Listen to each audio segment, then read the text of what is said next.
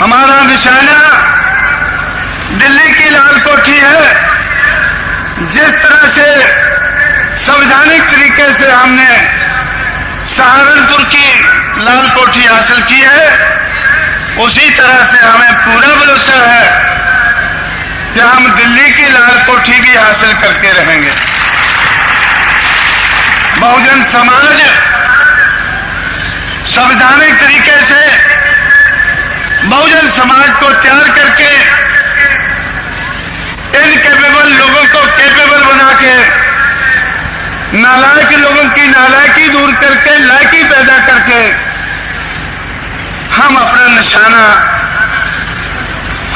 निशाने पर जल्दी पहुंचना चाहते हैं। बहुत देर हो गई है, हजारों साल बीत गए हैं।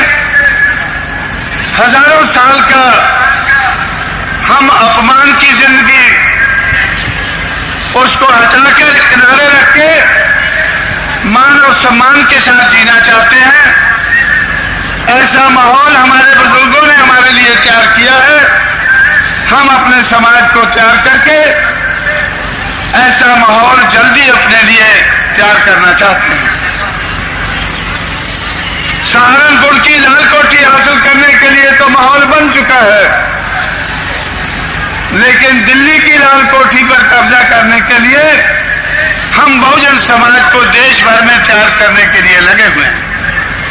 यही कारण है कि मैं आप लोगों के बीच में बहुत देर से पहुंचा हूं। यही कारण है कि उत्तर प्रदेश से मैं 15 महीने के लिए बाहर घूमता रहा हूं, क्योंकि अगर दिल्ली की लाल कोठी संवैधानिक तरीके से डेमोक्रेटिक प्रोसेस को ध्यान में रखते हुए उसको अपनाते हुए अगर हमने दिल्ली की लाल कोठी पर बहुजन समाज का कब्जा कराना है, तो फिर सिर्फ सहारनपुर नहीं, उत्तर प्रदेश नहीं, सारे देश को तैयार करना जरूरी है। सारे देश के बहुजन समाज को तैयार करना जरूरी है। इस जरूरत को पूरा करने के लिए 15 महीने पहले हमारी सरकार बनी और 15 महीने से ही 4 तारीख को सरकार बनी, 5 को मैंने लखनऊ छोड़ा और 6 तारीख को कन्याकुमारी पहुंचा। कन्याकुमारी से लेकर देश के हर कोने में बहुजन समाज की बात को फैलाने के लिए मैं 15 महीने से लगा हूं। इसलिए लंबे अरसे के बाद आप लोगों के बीच में पहुंचा हूं। जैसे ही मेरा काम बाकी प्रदेशों में कुछ कम हुआ, तो मैंने सोचा मुझे उत्तर प्रदेश की तरफ भी ध्यान देना चाहिए। कहीं लोग ढीले तो नहीं पड़ गए हैं। आप लोगों का जोश देखकर, बीजेपी के इस क्षेत्र में बहुजन समाज का बोलबाला देखकर मुझे बड़ी खुशी हुई है। खुशी आप लोगों को भी होगी, पूरे बहुजन समाज को होनी चाहिए, लेकिन कुछ लोगों को आपका ये जोश देखकर गमी भी हो सकती है, उसका भी ख्याल रखना चाहिए। हमें सेल्फिश नहीं होना चाहिए, दूसरों के दुख का भी ख्याल रखना चाहिए। दूसरों का दुख इतना बड़ा है, मुझे तो कभी कभी उनका दुख देखकर घबराहट सी महसूस होती है। मुझे कभी कभी ऐसा लगता है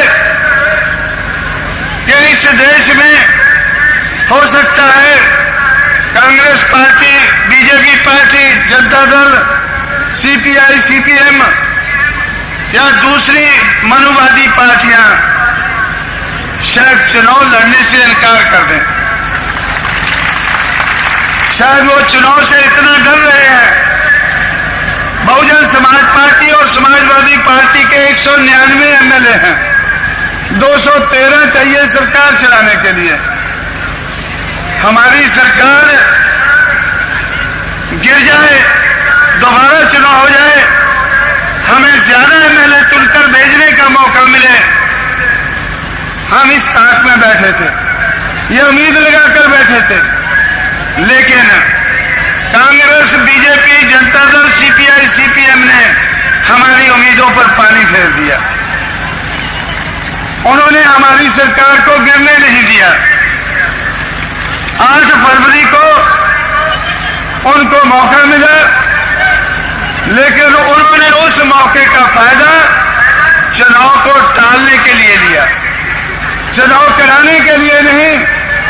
उत्तर प्रदेश में चुनाव न हो, उत्तर प्रदेश में चुनाव टल जाए, इसलिए उन 5 पार्टियों ने हमारी सरकार को गिराने का नहीं, हमारी सरकार को बचाने का काम किया।